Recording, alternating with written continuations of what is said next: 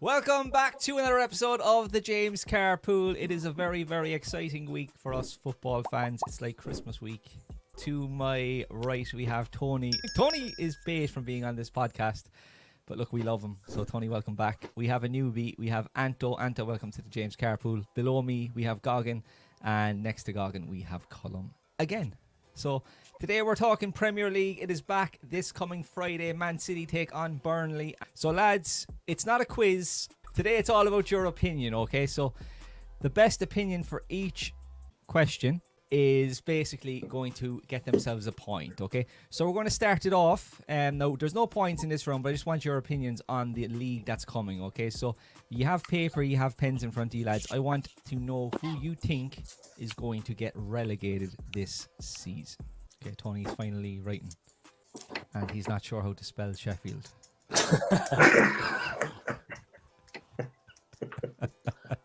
was literally thinking the exact same thing in my head. The two F's are one. Is a 2 or 1? Two. Thanks, man. Colm, who'd you have there, bud? Call him out to me. I had Everton, Sheffield, and Luton. Okay, why Everton? Is it their I think so. I mean, like they've been very lucky the last 2 years. Like, I mean, I think it's third time's the charm, really. Like, yeah, they haven't really invested. They said their marquee signing is Ashley Young. Like, he's 38 years of age, and that kind of tells you all you need to know. Tony, who do you have up there? I have Wolves, West Ham, and Sheffield. West Ham. Yeah. Why West Ham? I just think last season I thought they weren't the greatest. They won the Conference League. Yeah. Oh, come on, Chelsea won the fucking summer series. That doesn't mean that we're going to win the Champions League for crying out loud. You know, like I just think that they kind of ran, like as Colin pointed out there, like their luck has kind of run out. Like for the players that they have and the manager, the experience in the manager that they have, I think they could have done better. They didn't. I wouldn't be surprised if they went down. Plus, also, I mean, I'm a Chelsea fan. I want to see West Ham go down. Like that would be glorious. Yeah, and as well, you didn't point out the big factor. Declan Rice is no longer a West Ham fan or fan. Oh, well, player. I'm sure he's still a fan. I wouldn't really rate Declan Rice as such. I don't think he's worth 100 million. He's been shown up in the last 2 games. Like, I mean, in the final and against City. I'm happy that we didn't get Declan Rice. I'm going to put it like that. Bold. Dog, who'd you have, bud? Yeah, so Luton, West Ham, and Burnley. Burnley, you think Company won't do a job in the Premier League? Yeah, so I thought all along they'd be okay, but I watched his overlap with Gary a few weeks ago, and Company seemed fairly confident that he's going to play the same way that they played in the Championship. And I just think after listening to that, it's a bit naive, and I can just see them going down. I don't think they'll have enough to stay in the league from the players they have, and if they go out and play the way they want to play, they'll be ripped apart. The time they did, they actually got thumped 6-0 by City in the Cup as well. So yeah. There you go. If I can raise a counterpoint to what Colin said there, I mean, any team could get thumped 6-0 by City as well. Like, so that's true. Like that's kind of, for me personally anyway, I kind of think like City did win the Champions League last year. I could see City spanking Chelsea 6-0 for crying out loud. They usually do, though, yeah. Yeah. They're a tough team, like. This year it is top 5 for Champions League, no longer top 4, thankfully. Write them down. I think we all have number 1 anyway, do we? Chelsea, yeah. I'm intrigued to see where Goggin puts United here as well. You already know.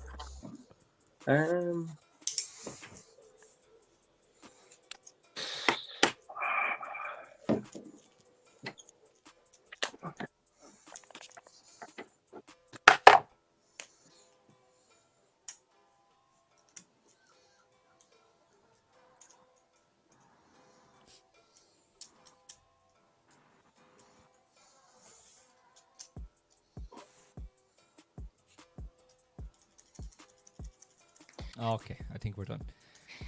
Anto, without even showing your sheets, lads, Anto, shout out there who you have. I've gone for City first, Arsenal, Man United, Liverpool, and Newcastle. Pardon?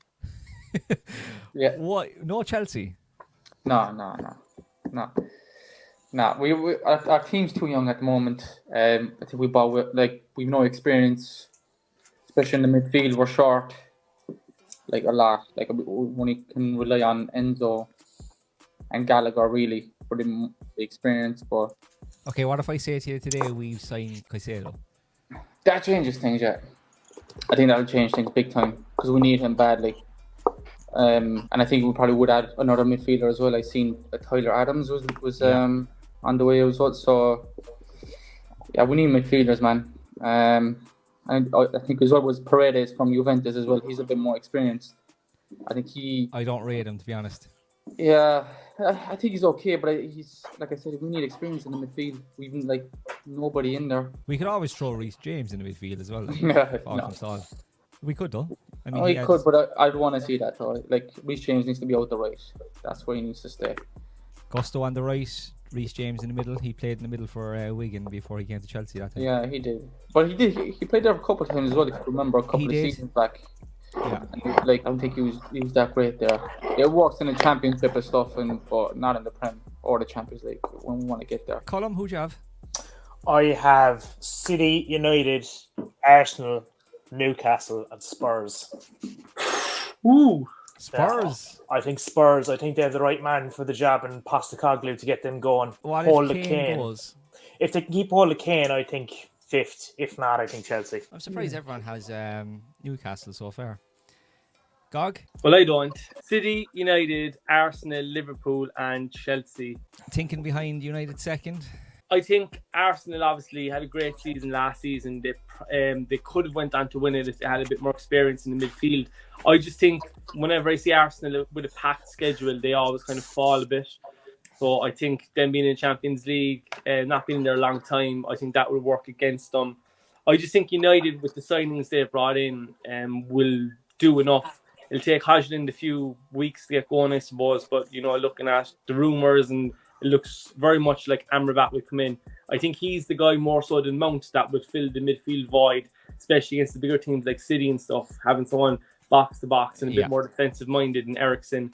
I just think United have a little bit more than Liverpool and Chelsea, so it was really United Arsenal, but of course have to go with United. And Tony? City, Chelsea, Pool, United, Arsenal. Okay, I like it, but why are Chelsea second? They were 12th last season. They were, yeah, but there's two factors that I think are not being taken into consideration enough when it comes to Chelsea this season. One, we have Pochettino, who is an experienced manager. Now, I'm going to be honest with you, lads, and I've said this to James privately. I'm not overly fond of Pochettino, but in saying that, he is a very experienced manager. He does know the league, he does know the Champions League, and he does know how to handle big personalities. You have to give him that. Number two, I think Chelsea's squad are very young. There's a lot of enthusiasm. There's a lot of excitement at the moment, and they've certainly displayed that in pre-season. There seems to be a revival around Chelsea, and I think that excitement and that enthusiasm is really going to flow throughout the season. Chelsea have a lot of players that can do a lot of damage. Now, we don't have the greatest midfield. I definitely can see that. However, in saying that, we have some fantastic players going forward, and with the partnerships that we've seen link up, I think Chelsea are going to be a very exciting prospect. I don't see Newcastle getting into the top 5. I think mainly because they're in the Champions League this year, and I think they're going to get found out big time. I agree.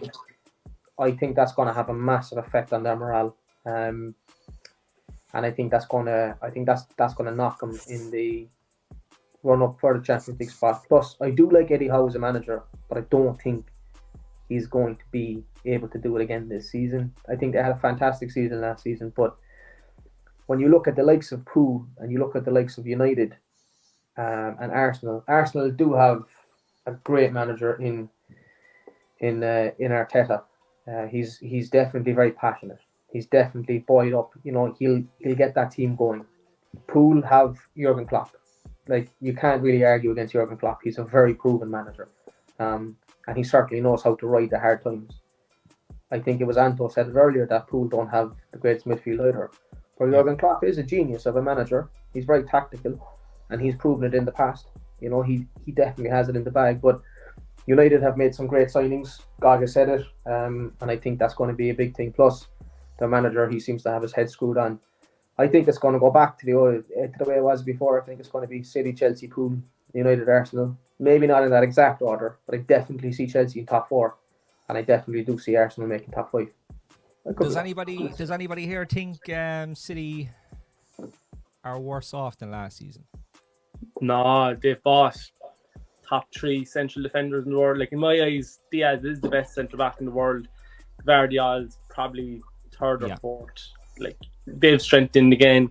My only worry a little bit with City, and this is why I thought last season they might fall short as well, is the left back position isn't really nailed on, but Pep has kind of transformed the full back position, having them tucking down and becoming vertical. So it doesn't even matter. They can have Ake or Akanji out there. It won't matter. Yeah, the only thing that you'd maybe look at is they've lost Gundogan and replaced them with Kovacic. That's probably the only place where they've kind of not strengthened, really. Yeah. But I think they lost goals though. I know you're saying Kovacic, like Gundogan scored a lot of important goals. Like Kovacic is not a goal scorer.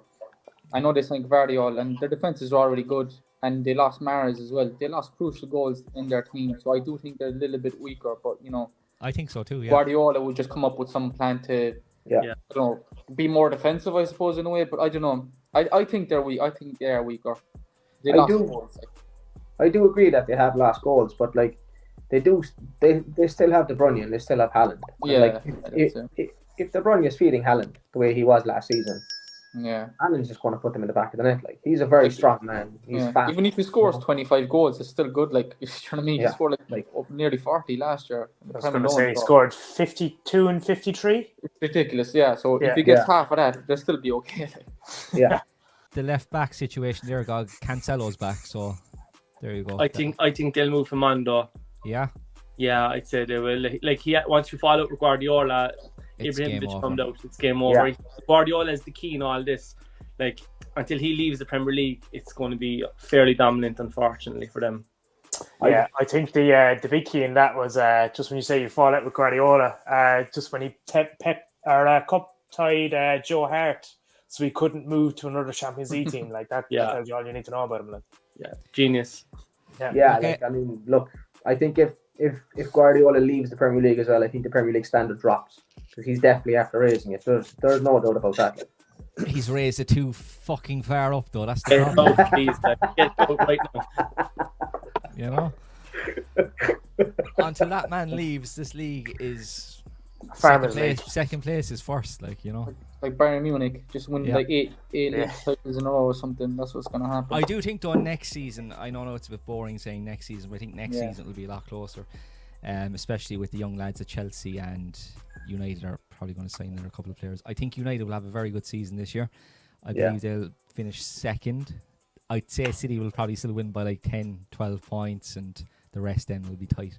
But I think United will come second. Attention all fantasy football fans, are you ready for the ultimate challenge? Join the James Carpool Fantasy Premier League and compete against fellow fans from around the world. It's time to secure your spot in this thrilling competition. But wait, there's more. We've got some amazing prizes lined up just for you. To get the exclusive code and join the James Carpool Fantasy Premier League, follow these simple steps. First, make sure you share this post with your friends and fellow football fanatics. Let's spread the word and make this league even more exciting. Next, subscribe to the James Carpool podcast on Spotify or Apple or wherever you get your podcast from. Now head over to YouTube and search James K Media, smash that subscribe button and become a part of our growing community. Once you've completed the above steps, take a screenshot as proof of your subscription and send it to us. We want to make sure you are eligible for the fantastic prizes that await you. And now let's talk about those prizes. Each month we'll be giving away Just Eat vouchers. Did somebody say Just Eat? Enjoy a delicious meal on us as you celebrate your fantasy football success. But that's not all. The grand prize awaits the champion who finishes at the top of the table at the end of the season. You'll have the opportunity to win a jersey of your choice, proudly representing your favourite team, along with a whopping €50 one-for-all voucher. So what are you waiting for? Join the James Carpool Fantasy Premier League today. We are going to talk now about top goal scorer. Is there a point? Do we all agree here Haaland is going to be the top goal scorer before you even write down? Yeah. Damn it, I thought I'd get 5 minutes of content out of you. Sorry. 5 seconds there if you're lucky. All right, that's fair. Who is going to get sacked first?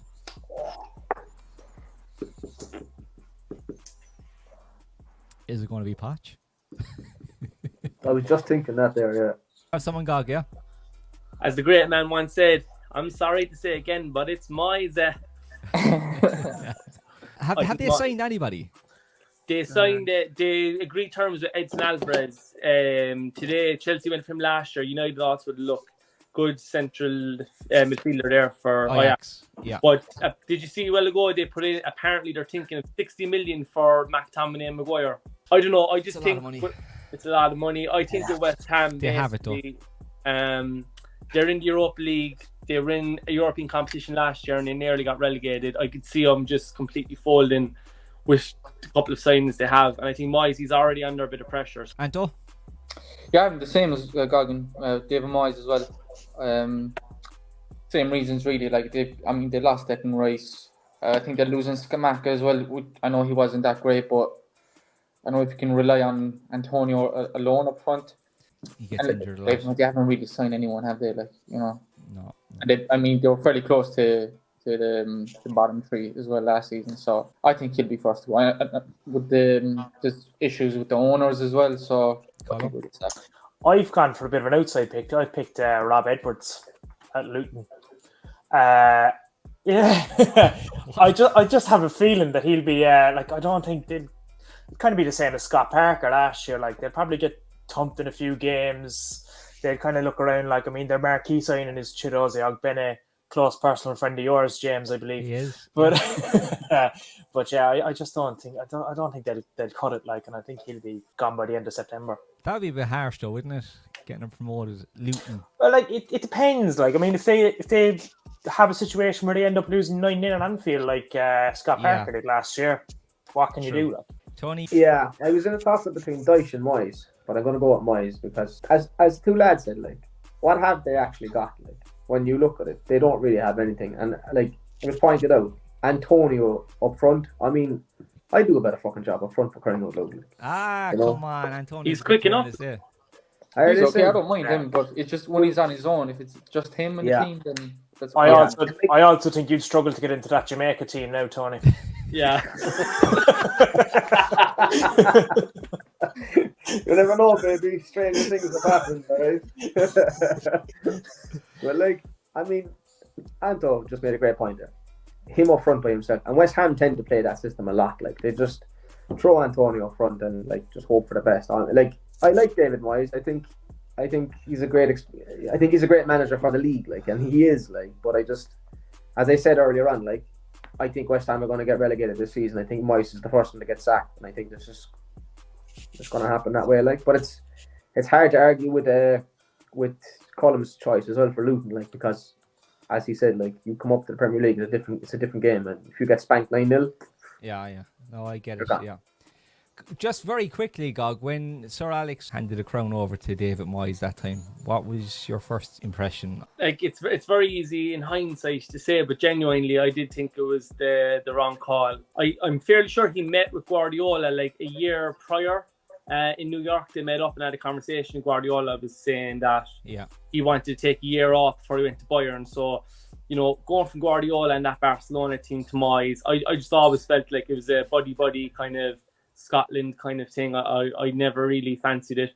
To be honest with you, I didn't think he'd last. I didn't think it would be 10 months. I thought he'd get a transfer window or two, but I was never a big fan of that decision. Right, lads, thank you for that. Next, we are going to be giving points out, okay? So, thinking caps on for this round. It's football rankings. So, I'm going to read out 3 players, and I want you to rank them best, middle, and worst, okay? I need you to write them down. So at the end of each round, I'll give a point to whoever makes the best argument. So I'm going to go to each of you why you picked that player there. I am looking for them in their prime, okay? No longevity here. I do not want to hear that word longevity. I do not want to hear it today. Just their prime. So player number 1, Sergio Aguero, Wayne Rooney, Harry Kane. It's a toughie, and as well, you can mention Champions League, but just once it's in the Premier League. I do not want to hear about La Liga, Bundesliga, whatever. That was fast, Gog. That was fast, Column. Easy. So we start off with Gog this time. Kills me to do it, but I have to be honest too. Aguero, Rooney, and Kane. Why Aguero?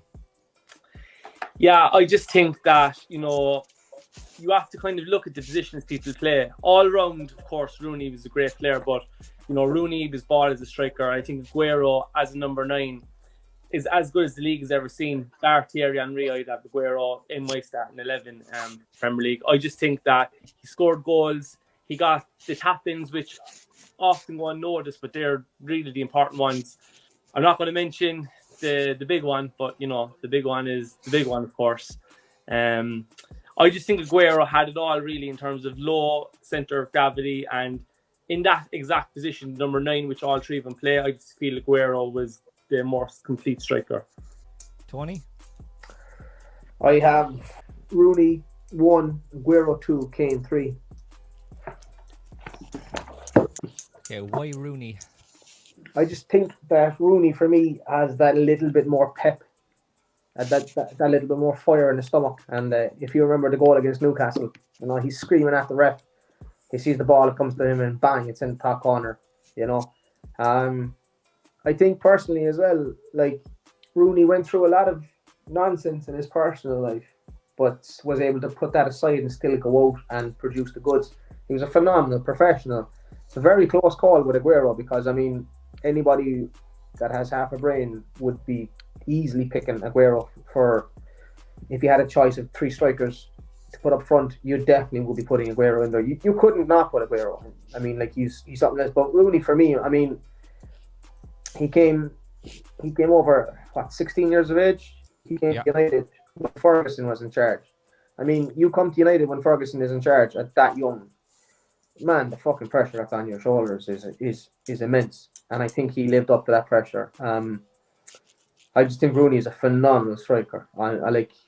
He's just easily one of the best. And do you remember that goal against City, that overhead kick? That's special. Like, that's just, I don't care who you follow. That's one of the most special moments in the Premier League of all time. Like, yeah. Kane, for me, number 3. It's sad to have to say this, right? But I think Kane should have left Spurs 2 or 3 seasons ago, because he's a phenomenal striker. We all know this. But I think Kane could have achieved so much more if he had left Spurs a few years back. He definitely would have won silverware as opposed to the Tiger Cup.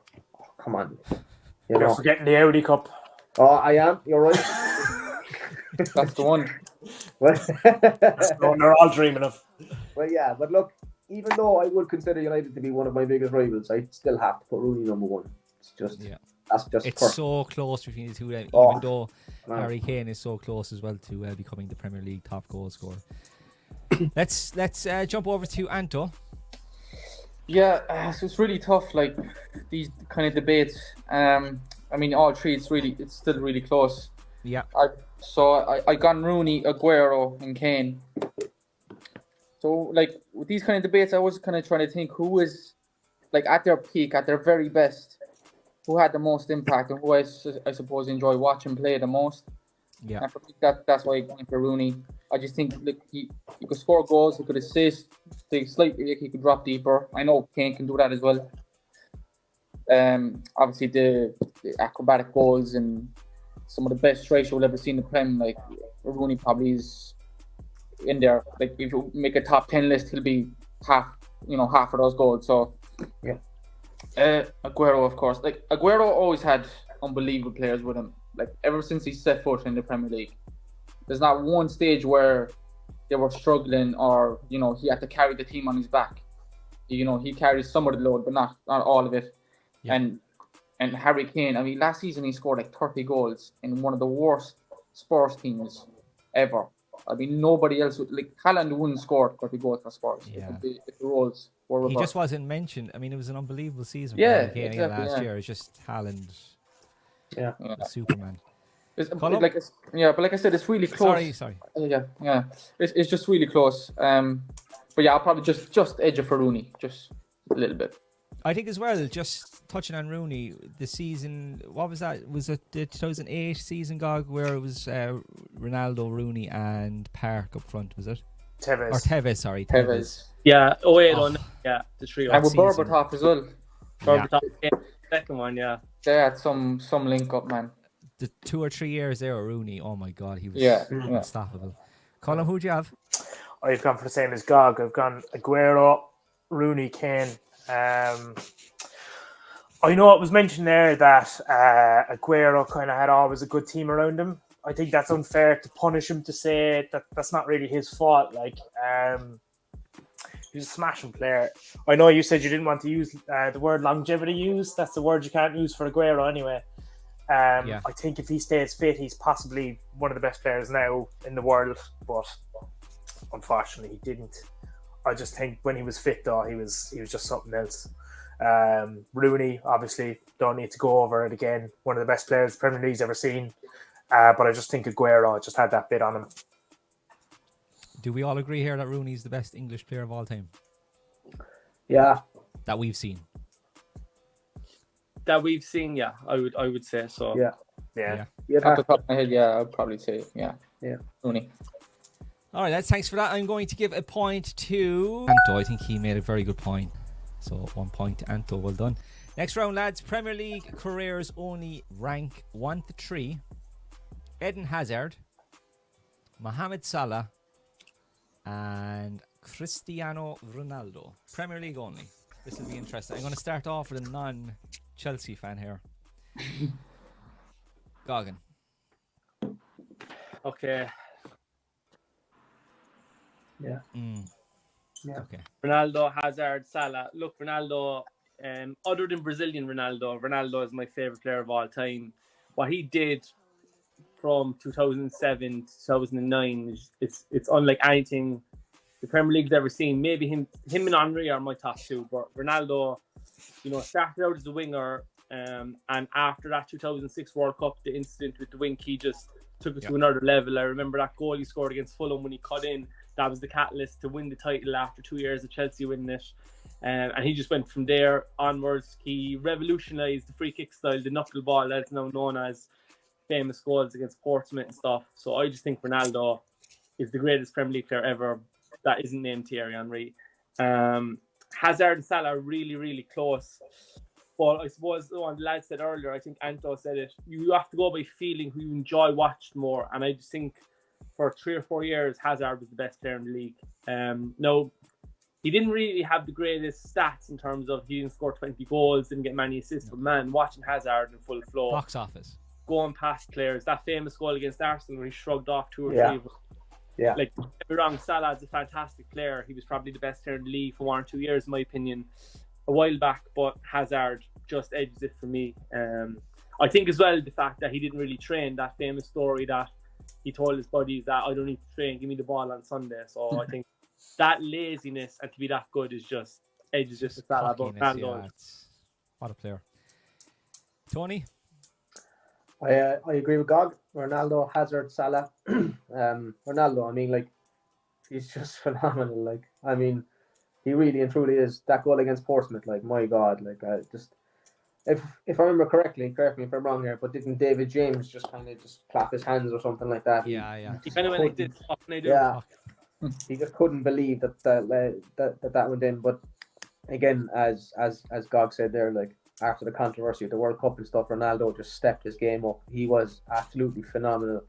Ronaldo, for me, like, watching Ronaldo in his peak, when he was running at your defence, like, your head was just in your hands like this because you just didn't know what he was going to do. Like, and as Gog said, he could cut in, and the next thing you know, boom, the ball's in the back of the net, and you're going, he was fucking 30 yards. What the fuck? Like, there was 3 people.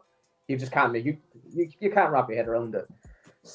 Hazard, I mean, Hazard, like, come on, I'm a Chelsea fan. Like, Hazard was just electric.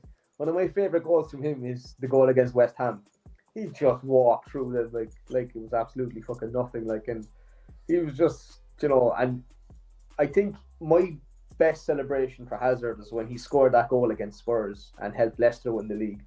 He did nothing all game. All season he done nothing. Yeah, like, and then he just, He just Yeah. pops up for one moment and he stops Spurs from winning the league. He helps Leicester win it, and it's the celebration as he does it. Like, it just made me fucking laugh That's a so great game. much. Yeah. And Salah then, like, Salah is a phenomenal Yeah, Salah's player. getting a lot of diss here, lads. I don't like it. Like, no, you see, the thing about it is, it's not that he's getting this. It's that you put Salah up against two phenomenal fucking players. You have to remember, Salah had some of his best moments with Mane and Firmino around him, right? He had a fantastic midfield as well to work with. And while Salah is a phenomenal player, he's electric and he does get you goals.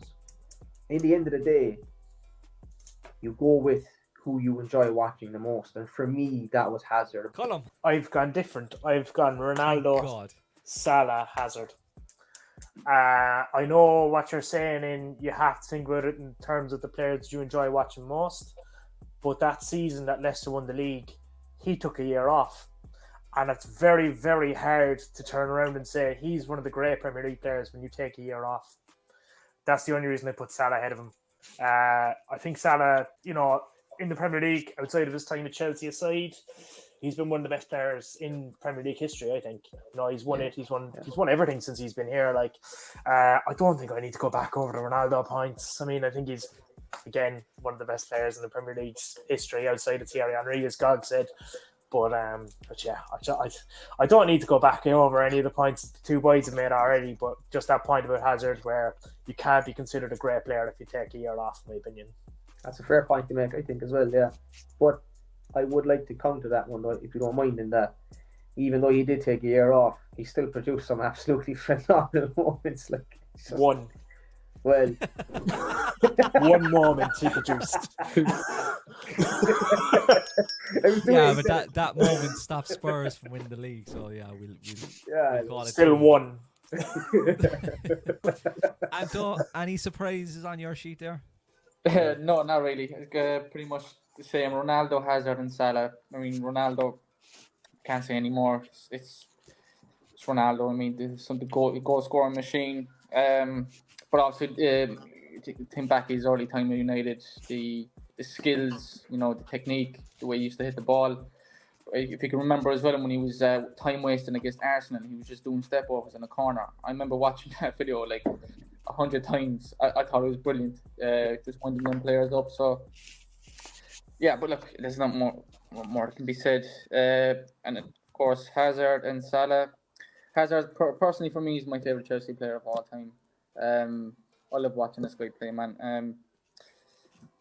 And Salah, I'm not trying to, we're not trying to diss him here or anything, but I think if you're a fan, you want to pay money to go watch somebody play football, you'll still pick Hazard over Salah. Yeah, I agree with that. Yeah. Of course, the countless moment, the brilliant solo goals he used to bag as well. So, and also, if you can think back, he was like the only player I can think of in recent times where he was man-marked. Who was actually sent out for him to be man-marked by, I think it was Ander Herrera at United. It was, they had to do it twice. They literally had someone on him because they couldn't get the ball off him. I don't know, I probably... Yeah, it's hard. Are you going to change it? No, I won't change it, but... Nah, I'll keep it the way it is. Okay. Going to give the point to Goggin there. The best 5 to 10 million transfer, okay? These players cost in that range according to the transfer market. So don't shoot the messenger here, guys. So I want you to rank 1 to 3. Company to City, Azpilicueta to Chelsea, and Andrew, everyone hates, Robertson to Liverpool. So that's Company to City, Azpilicueta to Chelsea, and Robertson to Liverpool. I believe Robertson was the dearest there. I think he was like 9 million. Column. Company, Robertson, Dave. The only thing I will say about Azpilicueta is he did finish mid-table twice, while the other two were always up in the top 4. I know, did Liverpool finish 5th, 6th last season? 5th, was it? 5th? 5th or 6th anyways. Probably Andrew Robertson's lowest finish since he joined. Company was probably mid-table once or twice, but that was before City really got going, so it's kind of hard to judge him for that.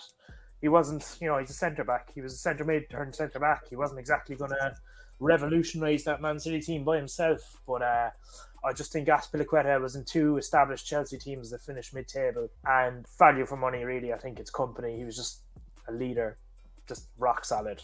can't beat him. And you can see what he's doing now at Burnley. I know he was tipped there earlier to be the first one sacked at one stage, or someone to be sacked. But I just think, you know, he was a leader. That's exactly what Man City needed at that time, and the proof is in the pudding with him, really. Like. Anto?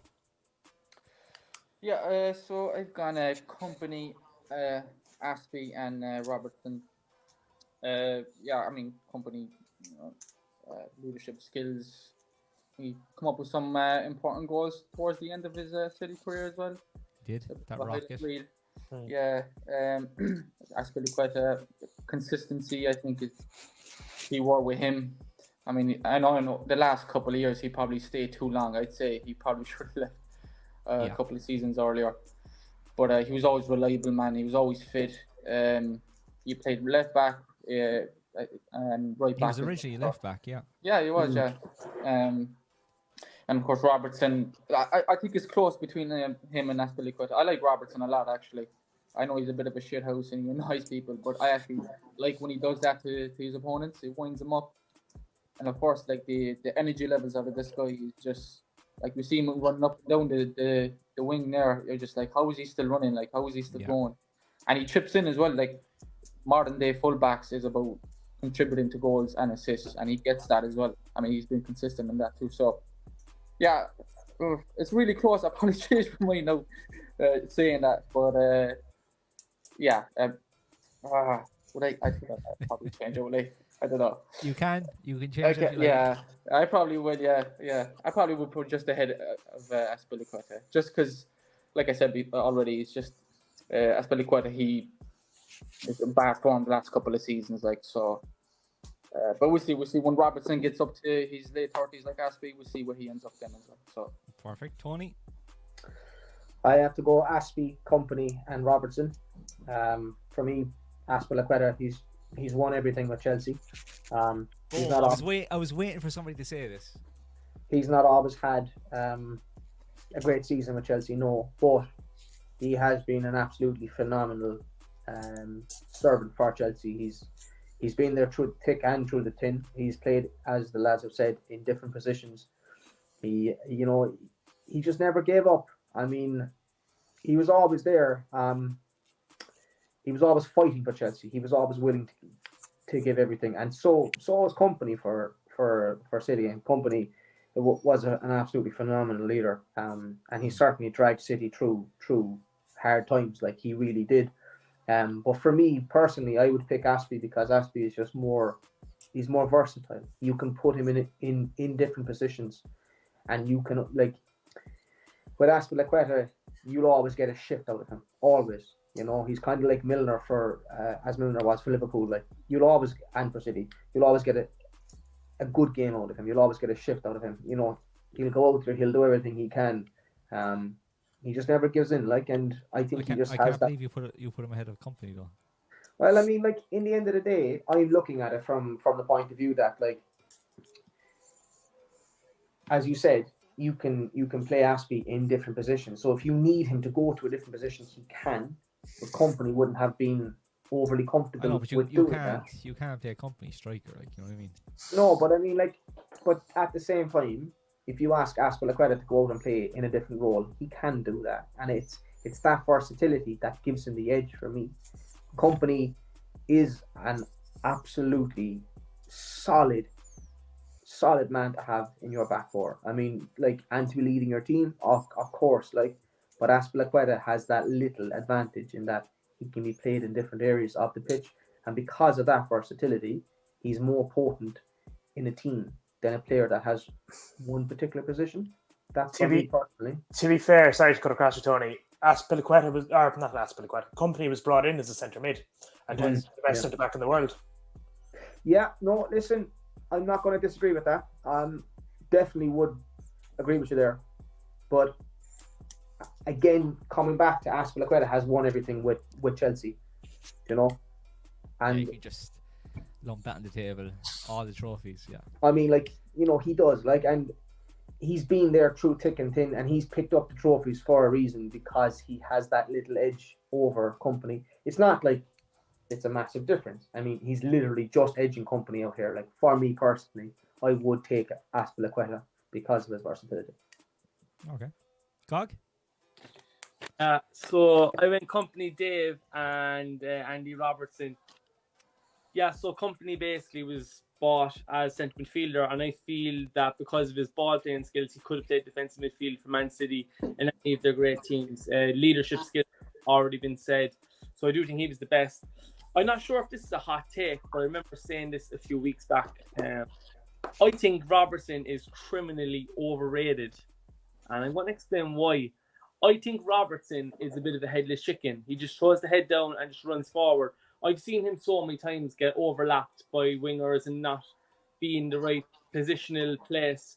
Now, to be fair, he does have the most assists ever for a fullback, but I just think when he got the majority of those assists, it was in the team with Trent and that bombing tree that they had with Firmino and Mane. I don't think Robertson is that good. I just think he gets found out defensively quite a bit, gets forward, doesn't really get back enough. And I think, like, a lot of the time when I see Hang him on there a second. Hang on. Trent's not on this list. I'm on with Robert. Go on. I just think sometimes when I see him get forward and his technique of crossing the ball, it just seems to me like a bit of a hoof. Yeah. And hopefully someone can find it. But yeah, Aspi, you got a picture with him.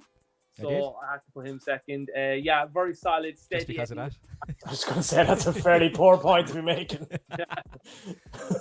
That's the case. I have a picture of Jorginho. He's deserved at least 4 Ballon d'Ors. Like.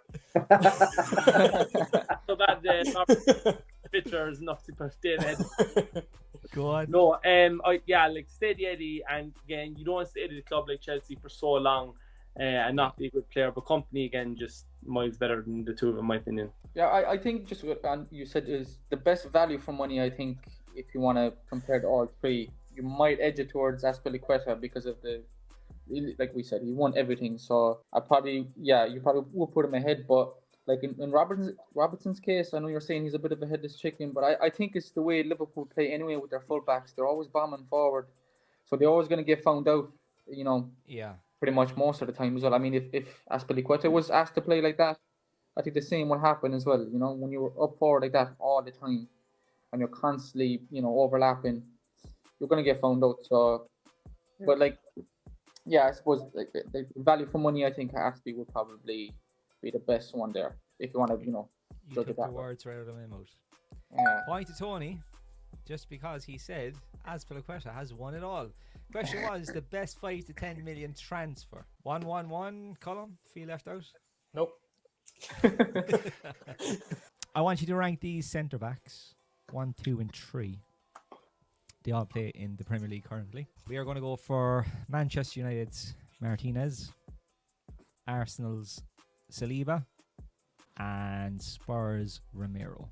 I have Saliba as 1, Martinez as 2, and Romero as 3. Saliba, I think, he was a bit of a loss for Arsenal last season, wasn't he? He was. And like, you have to call a spade a spade.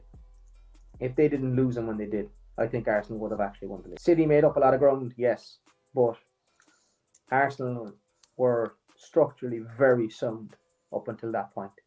And I mean, at that point then things started to go wrong for them. When you take a player that has that ability to gel a team in that manner out of it, it has a massive impact. And if you're playing in front of him and you're thinking to yourself, I'm good because I know he's there, it takes a lot of weight off your shoulders, and it does give you a mental edge. So I think he was a massive loss. I think a lot of dreams would have come true for a lot of Arsenal fans if he had stayed fit. Unfortunately, it didn't happen that way for them. Fortunately for the rest of us, we'd never hear the fucking end of it. But Martinez for United, number 2, I think he's a very good defender. I think he's going to be great this season. I don't know what's making me say that, but there's just something about United this season that I think the rest of us need to sit up and pay attention to. I just think United this season are kind of like the dark horse. I don't think you can write United off. Ten Hag has done a great job with them so far. The only mistake I think Ten Hag has made this season is bringing Mount in. Thanks for that, by the way. Appreciate it. I said that from the start.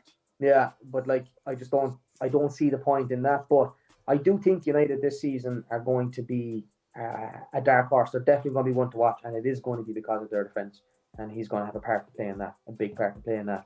And Romero, I'll be honest with you, I just don't really rate Romero, and that's just a personal thing. I just don't really rate him as such. I think Spurs will capitulate this season. I think they'll finish top 10, but I think it'll be closer to the 10 mark. If I had a choice, I would take Saliba any day of the week. Colm? Yeah, I agree with Tony. I'm saying Saliba, Martinez, Romero. Saliba, I know what you're saying in terms of Arsenal would have won the league if he was there. I don't think they would have. I think City just had that edge on them anyway, regardless. He definitely was a big loss, but I still think City were winning the league regardless of who was playing centre-back. But yeah, I would definitely say he's probably the best of those three. Martinez, he kind of came in last year. A lot of people kind of pointed him out as being too small. He proved that, height doesn't matter. Size doesn't matter, as a man says. That's what she said. Yeah. But yeah, I just think he's going to be rock solid again. I hate, again, Tony, I don't mean to pick at your points. I hate this phrase, dark horses, where I think it was Euro. When was the last Euros? 2020? Where everyone was saying Turkey were going to be a dark horse. Turkey were going to be a dark horse. And they got knocked out at the group stage. So this phrase, dark horse, doesn't really mean anything. Again, I'm not trying to just pick at your points, Tony. I think it's very unfair. But don't worry. You're not taking it there. Again, Romero, I don't really rate him. I think Martinez probably will, by the end of the season, I think if you were asking me this question again, with the way Martinez is going, I think he'll probably go to number one. But as we're standing right now, I think it's Saliba. And Goggin? Yeah, so I switched it up a bit. I went Licha, Martinez, Saliba, and Romero. Start from the bottom, I suppose. I don't really rate Romero. I've seen him play centre back quite a few times and just get caught with the flight of the ball, not being able to read the game properly. So I don't really rate him. I'm a huge fan of Saliba. Really, really big fan of Saliba. At the start of the season, I'm happy to see him back in the league. I know he went away for a bit, but Martinez, man, he just transformed that defence. If you look at United the season before with Varane and Maguire, it was an absolute mess. He's brought such a calmness to it, and the man is a warrior. He'll jump into any tackle, and I think he's making United a bit more grittier. Even in pre-season, looking at him, United have a bit about him again. They needed someone along with Casemiro to be a bit of a prick and to give it to players. So I do think Martinez is the better player.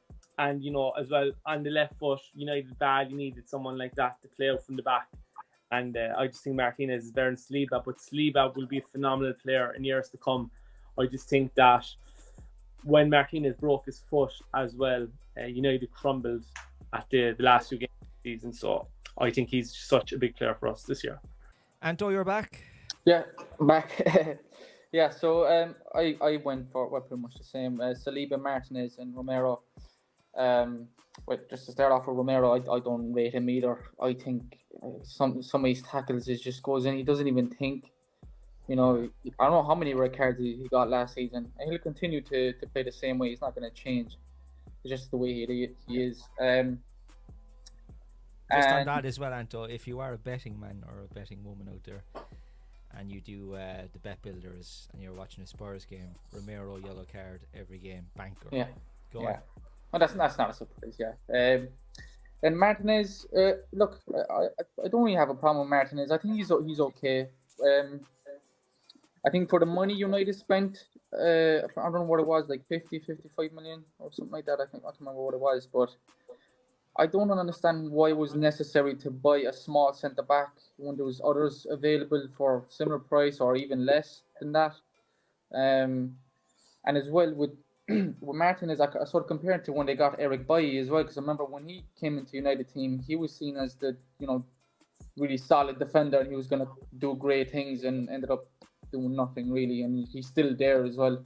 I'm not saying Martinez will end up the same way necessarily, but I just don't think he'll go down as one of the greats.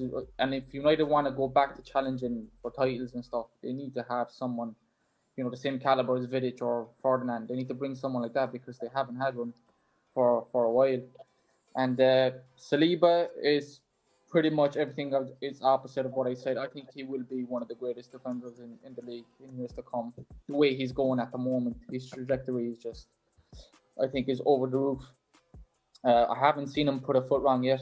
Perfect. Thanks, lads, for that. Goggin, you have got another point. Well done. Simply because United needed a centre back with a left foot. Great point. Overpriced, priced, or underpriced?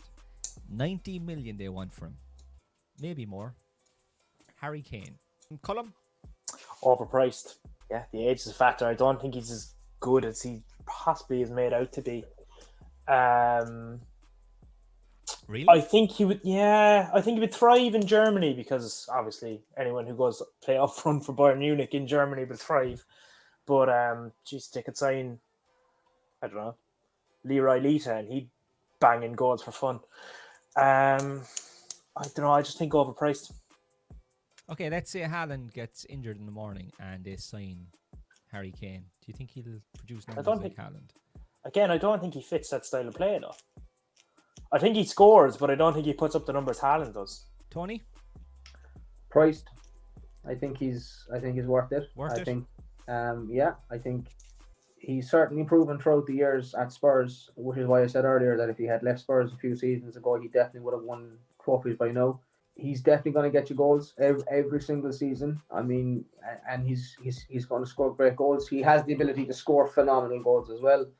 I think he's an all-rounded striker. He's very intelligent as well. And I think if he were to go to the likes of Bayern Munich, his years of being at Spurs would stand to him because he's had to be an intelligent player at Spurs to get the goals that he has. Now, he has the natural talent, he has the abilities, but he's had to be very intelligent as well in order to come up with the goals that he's had at Spurs because let's face fucking facts.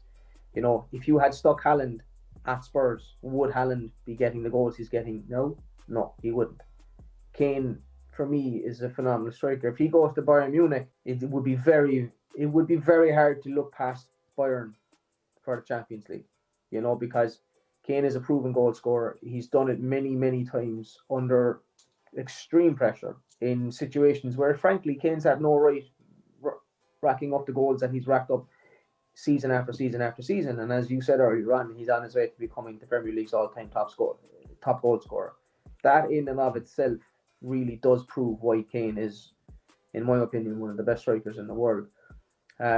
He was very, very overshadowed by Haaland's arrival last season. But the one thing that we have to take into consideration that Haaland has, like, look at the players Haaland is surrounded by. Now, Haaland came from Dortmund to City, and in the German league, as it has already been said, anybody can score for fun if you're in a good team, right? But look at the players that Haaland is surrounded by. Now, I'm not trying to take away from Haaland here. I'm actually adding to Kane. Kane isn't surrounded by those players. If Kane was surrounded by those players, Kane would be banging in as many goals. He's clearly proven over the years he's able to score goals when he has no right scoring them. Gog? I think price just about close to overpriced. I'd say just about. Look, he's scoring 30 goals in a shit Spurs team. He's at the age now where I think as a short-term deal, 3-4 years, you're going to get a great return for your money off him. Personally, as a United fan, I think Kane would have bridged the gap between United and City, and I know Arsenal as well, in a huge way. I'm not saying he would fire United to the title because I don't think anyone's that close to City, but I think it could have been single digits United behind City if they had Kane. I just think he's that well proven in the Premier League. He scores goals. He knows the league. I like when he drops off in the last couple of seasons and getting involved with the play a bit more. That would really kind of impact United's wingers coming in a bit more as well. So I think the price is just about okay. And finally, Anto. Yeah, definitely priced. I mean, I think if anyone gets Harry Kane into their team, I think, like Goggin said, if United, for example, got Harry Kane, they'd be challenging for the title, no doubt in my mind. I think he's that good, man. Like you mentioned already about the amount of goals he scored last year for Spurs, and this thing about prices nowadays for players is insane anyway. So what do you want your team to be? Like, for example, if you want your team to win the title, you might as well just go out and sign him and get him. Like similar situation when Van Persie. I know he wasn't as expensive at the time. He was there for a season United and he won the title for him. So football is all about here and now. The success is here and now, especially for the bigger teams like United, like Arsenal, like Chelsea, City, Arsenal. So If for 90 million, yeah, 100% you would take that. Even if someone could tell me and say, right, he'll score 30 goals next season, you win the title, and then he won't do shit after that, I'd still take it. Just because he'll bring you that trophy, like, you know, that's what it's about at the end of the day. Whether it's a Premier League, Champions League, or even a double, a treble, or whatever, I think he's capable of doing that. And I think all around he is a better player than Haaland. And not saying that he will get the same amount of goals as Haaland if he was in that City team, but he'd definitely be close. And I think his style of play is he's able to drop, like I said, drop deeper, pick up the ball, and assist. Some of his passes, like he passes like Paul Scholes when he drops in, like it's unbelievable. His range of passing is something else. And I hate to say it because I don't like him at all, being a Spurs player. But yeah, man, he's quality. Like he really is. Would you pay 90 million for a 30-year-old though? Yeah, absolutely. Oh, absolutely. Like, look, if he was 20 years old, right, and you, like, for example, Hoyland, United paid 72 million for Hoyland. We don't know what he's gonna do. You know, he could be a great, but he could be a flop. You know, although I am a bit surprised why United actually went that way to begin with. Why not go for Harry Kane, a proven goal scorer, pay that bit extra money instead of paying 72 million for unknown, like, you know. So I think dealing with Daniel Levy is a big thing for any Premier League club. Yeah. So that's the point.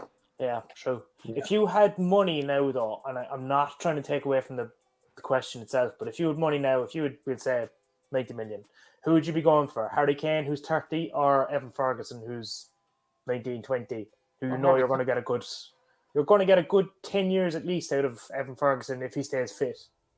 Yeah, I'm not suggesting for a second that Evan Ferguson right now is worth 90 million, but I'm saying if you had the money.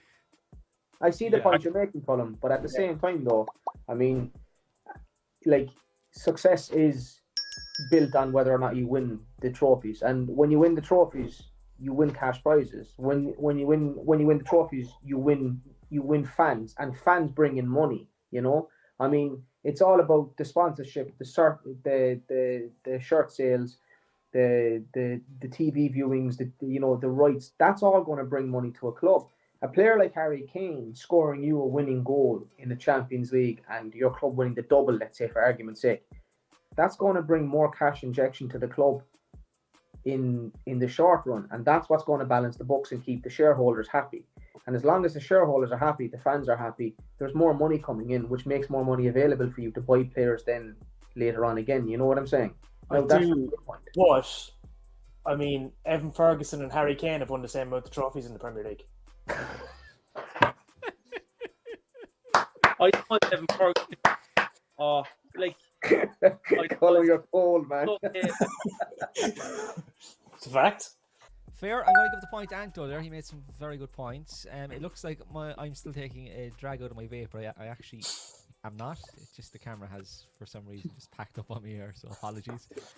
Magic stuff, lads. Fantastic. I am buzzing for this new season, and I'm also buzzing for the Fantasy Football League. If you haven't already, make sure you check it out. We have a Fantasy James Carpool League up now. All you got to do to get the code is share the podcast, share the YouTube, also subscribe to them, and share the post. So more information on the Instagram at James K Media. Thanks, lads. It's been a pleasure the last hour there with you. Some great insight.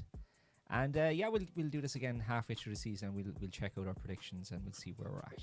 Thanks again, lads. Cheers. Have a good one, lads. Be good.